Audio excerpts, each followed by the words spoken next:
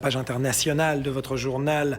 Bonsoir Anthony Bélanger. Bonsoir Thierry. Et là aussi, nous nous intéressons à la manière dont la presse du monde entier, vous êtes le représentant de Courrier International ici, chacun le sait, à la manière dont la presse du monde entier a rendu hommage, ou en tout cas a titré sur la mort du roi du pop. On va commencer justement avec le premier pays concerné, c'est-à-dire les États-Unis. Oui, alors il faut savoir que je vous ai choisi les plus belles unes, parce que si j'avais dû vous les mettre toutes, on y passerait toute la nuit. Là, je vous ai mis par exemple celle que je considère comme la plus belle, elle est titrée The King, c'est tout simplement, c'est Red Eye, regardez si elle est belle.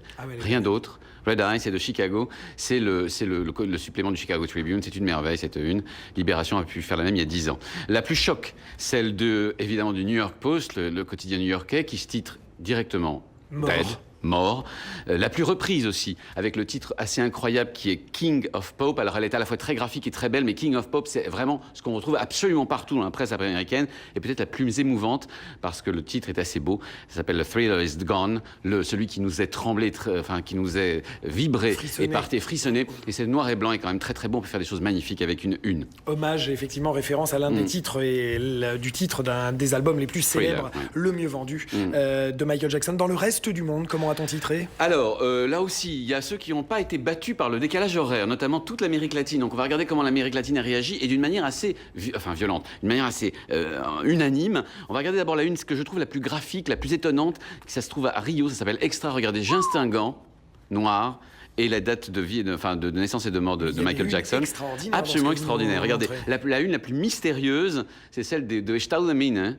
Ça se passe à Belo Horizonte. Pourquoi la plus mystérieuse? Parce que le titre est assez incroyable. C'est Pourquoi il n'est pas mort. Alors on ne sait pas très bien s'ils font allusion à une espèce de légende qui commencerait à naître là maintenant, ou si simplement parce qu'il ne mourra jamais en fait. C'est une référence à Elvis, dont on dit toujours, mais il n'est pas mort. Il n'est pas mort, exactement. On va le voir d'ailleurs qu'avec Elvis, il y a une espèce de jeu de la une la plus étonnante quand même. Je vous la montre parce que regardez, on la voit, ça se passe au... Eh oui, ils ont renversé la photo de Michael Jackson pour le faire apparaître quasi mort, et ils ont titré « Le pop est mort », le pop carrément, sans dire au revoir. Ça s'appelle Las Últimas Noticias, c'est un journal chilien. Et puis la une la plus hallucinée, celle que j'ai trouvée, regardez bien, c'est Queubo, c'est un journal colombien qui titre « Il était fait de chair et de sang, puisqu'il est mort. Il était donc vivant, c'était pas une légende, il était vraiment vrai ». Et c'est la une la plus intéressante que j'ai pu trouver en Amérique latine en tout cas. Et puis il y a l'Europe.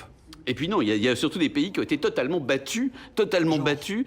Oui, alors, effectivement, il y a l'Europe. On va quand même en regarder deux, parce que là aussi, juste, je vais mettre simplement la plus nostalgique, c'est peut-être celle de Het Parool. Ça se passe à Amsterdam. Regardez cette une très jolie, très belle, en noir et blanc. Et puis, effectivement, la plus classique, alors celle-là, on la retrouve partout avec la photo, c'est l'Aftonbladet, c'est un tabloïd suédois.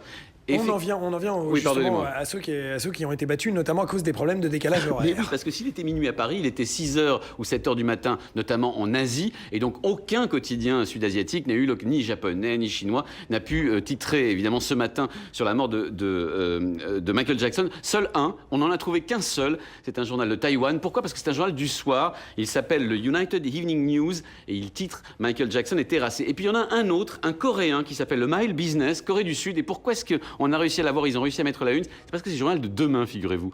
C'est le journal du 27. Avec le décalage horaire, ils ont pu faire ça. Et puis, en Afrique aussi, très peu de journaux ont pu réagir pour la raison très simple, c'est que la presse africaine est en très mauvais état, n'a pas ce genre de possibilités, sauf peut-être la presse sud-africaine. Je vous montre un quotidien qui s'appelle Bell, qui est un quotidien afrikaner, et qui titre évidemment Michael Jackson est mort. C'est presque du néerlandais, vous allez le voir. Et les pays musulmans, ils ont titré là-dessus ou pas? Eh ben non, parce qu'on est vendredi, et que vendredi...